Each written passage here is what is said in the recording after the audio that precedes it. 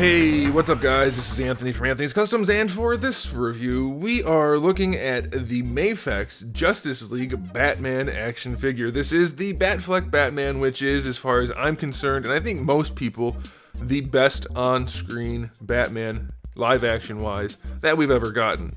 I know there will be some detractors. The Christian Bale thing is still a thing. I know there are those of you out there who prefer him. So why don't you guys let me know in the comment section below. Batfleck or Bale Batman? I don't know. Does he have a nickname? Bale Man? Doesn't sound right. Ben Affleck or Christian Bale for Batman? Let me know what you guys think in the comment section below. Anyways, this is Mafex. They're known for having problems, but they're known for good sculpts, so I thought I'd take the chance. It's Batman, it's my dude. I had to risk it. And I figure I should probably let you guys know what I came up with. So let's go ahead and get this guy off the stand and take a closer look. Okay, this guy stands roughly 16.5 centimeters, not counting the tips of his bat ears. That puts him at just about 6.5 inches. 6.5 inches actually goes to the top of the ears, so 6 7/16, something like that. Just a little bit less than 6.5. And you guys, so if you're new to the channel, I do my reviews in a kind of organized way. We're gonna talk about the overall aesthetics, and I'll give you a rating. Then we'll talk about the accessories, and I'll give you a rating for that.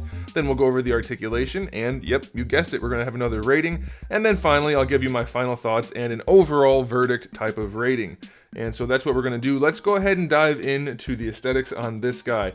It is gorgeous. I absolutely love this. Now, Mafex hasn't always done a good job with the sculpts. Their previous Batman from BVS looked pretty awful. This one, however, oh my goodness, does that look good. It is so good. I would say that maybe, and I don't know this to be absolutely true, I'm going to try it on Photoshop if I remember to. I think maybe the upper body could use, maybe even the legs too, used to be just like maybe 5% thicker, because Ben Affleck Batman is really, really bulky. That being said, even if it should be that way, this still looks gorgeous. The sculpt is just phenomenal. Let's zoom in real quick. Look at the details. I know he's really dark, but you should be able to tell still. I might be able to edit that in post, we'll see. But yeah, it's just really, really, really well sculpted, and the paints are clean, looks really good. In fact, let's do a quick comparison. I know you guys like comparisons, so what you're probably thinking is we should compare this to the previous release of this Batman, which is from SH Figure Arts. So we're not gonna do that though, because I wanted to show you what he looks like against Iron Man. Now, I'm only joking. Well, I'm kind of joking, because I wanted to point something out. They're not actually in scale. The Figure Arts and the Mafex figures are not really in scale. This is the newest Mark 7. Batman's bigger than Iron Man. Doesn't quite make sense. I thought you guys might want to know that. But all joking aside, let's go ahead and do the comparison you wanted. Here's Goku from SH Figure Arts. That scaling is pretty good, actually. I think I'd be okay with that. Batman should be about that much taller than Goku, so that's fine. Okay, but finally, seriously, no more jokes. It's getting old. Here he is against Deadpool, which is actually a fair comparison, because I know a lot of people would like to interchange these with their comic book figures, which are domestic, like Marvel Legends or the DC Multiverse/Universe figures, and that scaling is close enough. It's close enough. It's pretty good. It's just bigger than 1/12 scale. So that's good for those of you that have those comic book figures. But now, really, okay, that's enough. Here he is, the SH Figure Arts Batman, which just looks like garbage compared to this one. Now, that being said, there is one thing the Figure Arts figure does get right that this one does not, and that is that it has not very useful, but semi-useful bendy cape ability, which is just good for having the cape droop the way you want it to. So this guy has it. This guy doesn't. That is definitely a bummer, but we'll get to that. Aesthetically speaking, this one wins by far. It's not even close. We have this cape back here, which looks fantastic with this pleather. It does, however, have an issue where, because it's pleather, it doesn't really want to hang the way you want it to. Sometimes you get like little creasing spots. You can see right here, this little nipple of a crease. You don't want that, but they did do some pleating and stuff, so it looks fantastic. So the overall aesthetic rating for this figure, I'm gonna give it 9.5 out of 10. It is just really, really good. I would have preferred to not have the nipple pleats, but otherwise it is fantastic. The face looks really good. Oh, I'm just so pleased with it. He does have eyes in there. They're very dark though. Very dark and very recessed, so it's going to be kind of hard to see, but they're in there. They're okay. All right, let's go ahead and talk about accessories because he kind of has a lot. We have 2 interchangeable heads. We have the neutral head that comes on him in the package, and then we have one where his mouth is a little bit open. Looks like he's kind of just gritting his teeth and looking angry, and they're both pretty well done. We have a whole bunch of hands, probably more than we really need. We have 2 fist hands, 2 batarang holding hands, 2 different sets of gripping hands, 1 set of trigger finger hands, 1 set of secondary hold the front of the gun type of hands, and then 1 set of style pose hands. That's a whole bunch of hands. A few of those gripping ones are probably redundant, but doesn't hurt to have them. We do, of course, have his grenade launcher. We have his grapnel gun. We have a little grenade, and then we have 3 batarangs. And then lastly, we have a display stand, which is fairly loose and definitely the least aesthetically pleasing of all the action figure company display stands, but it is included. So as far as accessories go, I'm gonna give this guy a 9 out of 10. That's a bunch of accessories. Okay, so now we can get into the articulation, and we'll go ahead and talk about the cape briefly just because it kind of counts. There's nothing in here, no wire, no plastic, nothing. So it's just gonna droop, but it is freaking huge, which is, you know, kind of cumbersome. It's kind of a pain in the butt when you're trying to pose this guy and you have this much cloth to deal with, which is a good amount of cloth for his cape, but with no bendies or anything, it's just kind of a hassle. So be aware of that. It's not a deal breaker or anything, but be aware.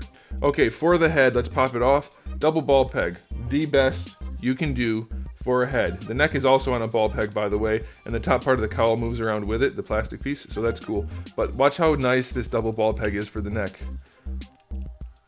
Look at that leanage. It leans, no problem. I mean, minimal gapping, which is to be expected. He can even look up a little bit using the neck as well. That's fine. He can look down, no problem. Full rotation. I mean, there's really nothing you would want to do with this head that you can't do, realistically speaking. It is absolutely the way you're supposed to do a neck and a head. So great job on that. For the shoulders, we have a ball peg which connects the arm to the shoulder. However, this is just a cap, it's not part of the articulation. We do have a little ball hinge in there, which is not the best functionally speaking, but they did a decent job aesthetically speaking, and as you can see, it still gets the arm up to just about horizontal, so it's not a deal breaker. That kind of joint can be awful. They seem to have done about as good as you can with it, so that's okay. You do get your full rotation, of course, so that's fine. Bicep swivel is fine. Double jointed elbow, better than 90 degrees. Very pleased with that. You can see it's not ugly or anything. They did a really nice job. For the wrists, we have little tiny ball hinges. This is somewhat of a problem. There's no keying at all. Like there's no key, there's no tab, there's no nothing to hold the hands on. And most of them are not very tight, so they tend to fall off very easily.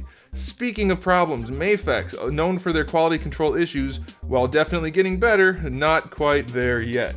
Now, the only reason I'm going to give them a little bit of slack on this is nothing's broken, and it's just a matter of this being glued onto here. So I'm going to give them slack. Sometimes glue doesn't take, sometimes it just comes loose. You know, that's fine, whatever. It's still a lousy design, though.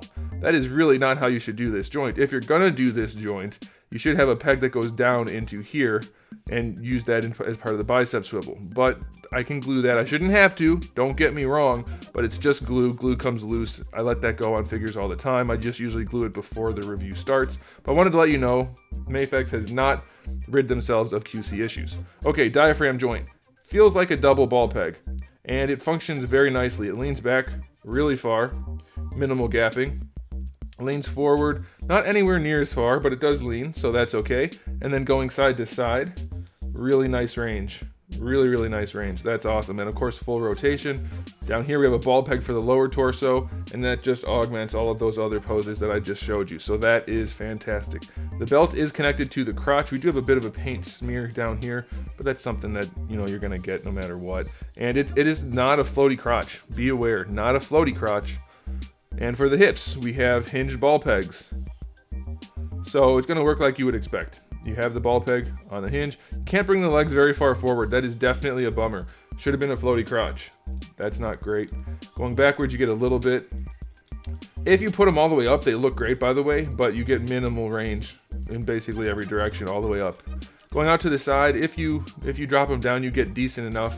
The hips are really more limited than they should be. You do get a thigh swivel. If this was just flexible instead of being mostly hard, you would have been fine. So many jokes. All right, double jointed knees work very nicely. That's pretty good. Decent looking, very functional. And then for the ankles, I'm very pleased that we have a true ball hinge. So you go back, you can go forward, you can rotate them around for an ankle rocker, really anything you want to do you can. And we have a toe hinge if you want it. It's kind of lousy and I wouldn't recommend it, but it is there. So basically, as far as the articulation goes, the only thing that's really a hindrance is the hips, and they're not that bad, so he's not going to get a full score for the articulation. I'm going to give him an 8 out of 10. The shoulders could be better, but they're fine, and the hips should be better because they're really not fine. But that's still a really good score. This is, as far as I can tell, and I haven't looked at every single one, but I've looked at most of them, and I've owned not quite all of them, but most of them as well. And this is, as far as I can tell, the best sub 1/6 scale Ben Affleck Batman figure to date. Yep, I'm going to stick with it. It's most accurate. It is mostly well articulated. It is very well painted. Lots of accessories. I think you can't really beat this one. So I'm going to go ahead and give it the overall rating of 9 I'm Batman out of 10. That is the Batman you want to get if you want to get a figure of this Batman. So there it is, guys. Thanks for watching. Make sure you subscribe to the channel if you haven't already. I do have new videos up almost every single day. We talk about action figures, movies, TV shows, video games, and all kinds of other fun stuff. So make sure you come back for that. And in the meantime, keep collecting.